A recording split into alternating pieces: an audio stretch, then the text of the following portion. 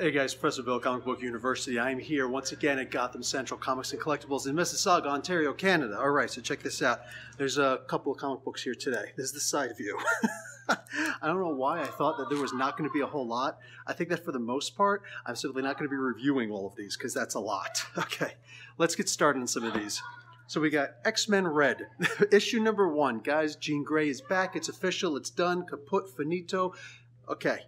Issue number 1. You know you're going to get it. Just, why am I? Yeah. So X-Men Gold, issue number 21. Guys, I have not stopped loving this comic book for a little while. Blue actually started off better, but at this point, no disrespect to Cullen Bunn, but Guggenheim, destroying it. I love what I'm reading here. Venom. Now this is issue number 161, but this is a one-shot story, not a story arc. I guess because we're going to have a crossover pretty soon over at X-Men Blue.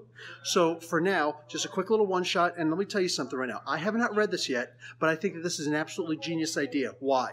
Because we just got finished going with the Venom Inc. arc, all right, that crossed over with Spider-Man, and basically the whole thing was just to return Flash Thompson to the mix as Anti-Venom, Agent Anti-Venom. So having a little one-shot here, this is one of those things where somebody can actually read this, and if it's a good story, maybe, just maybe, we'll stick around, all right, and stay on the story. So that's what we got for right now. All right, Transformers versus Visionaries, issue number 2. I read the first one. I wanted to dislike it in the worst way. Go back and check out my review on that, but I wound up absolutely loving it. I was shocked beyond belief how good this was. Can't wait to see what I'm going to read here. All right, guys, I've been waiting for this for a while. I think we're going to be billing this as Len Wayne's final issue. All right, just died, God rest his soul, a couple months ago. The creator of Wolverine, right? Also the creator of Swamp Thing. So we got Swamp Thing Winter Special. The last time we really saw Swamp Thing in a story was in a Batman story earlier, and I think it made everybody cry. I'm just saying. Last Days, Part 1, Superman, issue number 40. Guys, right now the Superman stories have just been fantastic. They have been phenomenal, and I don't know why I'm trying to even build that up. It's a good story, all right? Go check it out. I'll be reviewing it. Issue number 5 of 5 of Spirits of Vengeance. So we're going to wrap everything up here. I'm seeing Ghost Rider on the cover. I'm seeing some angels in the background being targeted with those silver bullets by Judas Iscariot, those 30 pieces of silver. Yeah, this is a fantastic story. I'm kind of hoping in some way, shape, or form we get a return of, what is her name? Alejandra, the female Ghost Rider. That was an interesting story. Sinister Six Reborn. Is this the final issue of this arc? I'm not sure. Bendis is bringing this arc to an end. This is going to be his final arc on Spider-Man. Miles Morales is going to be changing his name, apparently.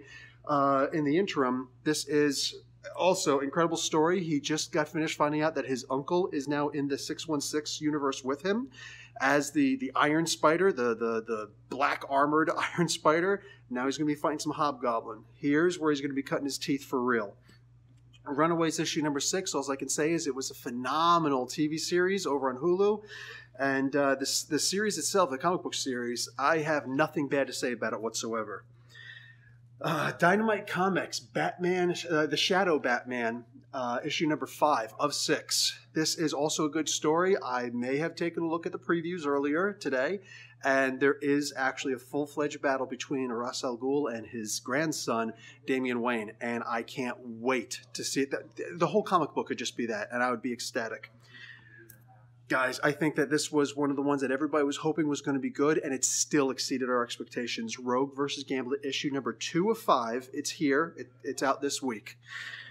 Rise of the Black Panther, number 2.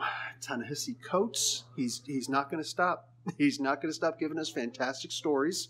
All right, so this is kind of a retelling of the origin story of Black Panther. Just a little tweaks here and there. The previous issue was almost lockstep with his actual origin. Here's where I believe that they're actually going to start changing things up. I'll let you know because I will absolutely be reviewing this. I got my tickets for the 15th. Do you? So this is something I'm looking forward to, and everybody's been screaming at me to do. Milk Wars Part 2. I didn't realize this was going to be part of Milk Wars Part 2, but it is going to be Mother Panic Batman. So I don't know how excited I am for this. The first one was, it's Doom Patrol and a kind of weird Justice League kind of thing involving milk somehow. So yeah, the first one, it failed to impress me, but I'm open-minded enough to and plus a lot of people are telling me, like I said, read Mother Panic. Okay, this will be the first issue I've ever read with Mother Panic. Is it going to be good? Is it going to be eh? Let's find out. I'm gonna dive into it. Iron Fist issue number 77. Guys, Ed Brisson is here somewhere in Canada, and I'm going to go find him and give him a big old hug because he is making Sabretooth the best version of Sabretooth I have hands down ever read. That's right, better than back in the Claremont days of the X-Men. This is fantastic. Ah, man. If he ever starts writing another book, let it be an inverted Sabretooth. Infinity Countdown, issue number 1. Guys, Adam Warlock. Oh, man. If you read issue number 150 of Guardians of the Galaxy, that was the final issue of that series. I know. I myself shed a tear. My heart may have skipped a beat, but they did return Adam Warlock. Now, I looked in the previews of this, and we do have Kang, apparently, being his guide now.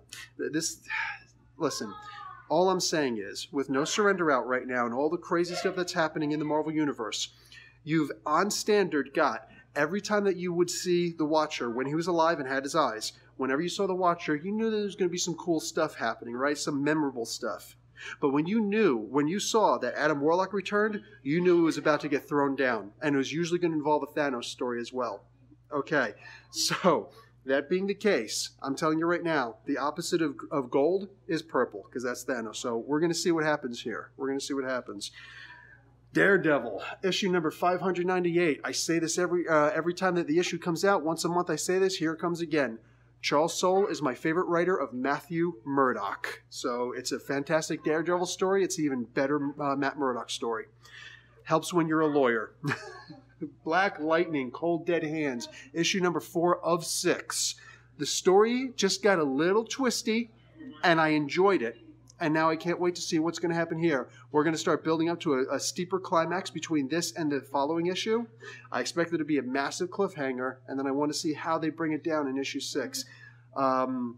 We got Tony Isabella writing this. He is the original creator of Black Lightning, and fantastic story how that happened. Go and check out Black Lightning Explained in a Minute on Comic Book University in order to actually see that story. Okay, here we go. A little bit more. I told you. Black Panther, The Sound and the Fury, issue number 1. Guys, Ralph Macchio is back writing. I have not seen Macchio on something. By all means, please, comments below. Let me know. When's the last time you've seen Macchio in Marvel? Because I haven't seen him in a while. But I noticed him right away in here. I enjoyed Macchio's story, so I'm excited to see exactly what The Sound and the Fury is supposed to be. Bane Conquest, issue number 9 of 12, if I remember correctly, and I usually do. I wound up dropping off this around issue 6 or 7. I know it's the original creators of Bane, but not exactly my cup of tea for how Bane is going. I'm almost done. Believe it or not, I'm almost done. A lot of comics this week, guys. A lot to choose from. Issue number 10 of Black Bolt. The series is about to wind down. You see Black Bolt facing Lash at this point. Lash telling him to shh because he's able to talk and he doesn't have his powers. But apparently this is going to be a simulacrum of how the not Royals. What was that comic just happened? Inhumans Forever, I think it was called. Whatever. The most recent Inhumans comic that just came out, where you saw Medusa's version of events. She's got the Primogen happening. She got her hair back. She got everything back to normal again. And she saw Black Bolt in a dream, even though they're nowhere near each other. Now, they said that this issue was supposed to tell you what happened on Black Bolt's side of that dream. So I'm excited. Okay, guys. White. Black Man, for crying out loud. I'm all over the place here. Batman, White Knight. See what happens when I try to read this crazy font? Sean Murphy absolutely wrecking this. Issue number 5. I'm of 8. I don't have to bring that story up, guys. This is a fantastic story. You know it is. Come in and grab it. You don't want to be the guy who misses it. Batman issue number 40. Let's finally find out. Did Batman and Wonder Woman? You know what I'm saying? There were people screaming on my site, on the message boards. Everywhere I look, there are people just freaking out. Oh my God, don't tell me it happened. I tell you what, man, Batman and Wonder Woman have always been my favorite idea for a couple for the longest time. But now, with the whole Selena Kyle thing, Tom King's playing with our heartstrings. So, issue number 179 of Avengers No Surrender. This is crazy. This is part 5 of 16 in this arc, this event, this should be a mini event, right? Anyway, No Surrender is wrecking it. Apparently somebody's going to die in this one. I do not believe it's Johnny Storm. I do not even believe it's going to be Quicksilver, but somebody apparently is going to die in this one. I hope it's not Living Lightning. Wouldn't that be horrible if they just like, hey, I'm back and... No, that would just be terrible. What? One last comic left? And if I was going backwards from Z and I'm at A, should it be Amazing Spider-Man? So issue number 795. We got Threat Level Red. This is part 2 of the story arc, the final arc for Dan Slott.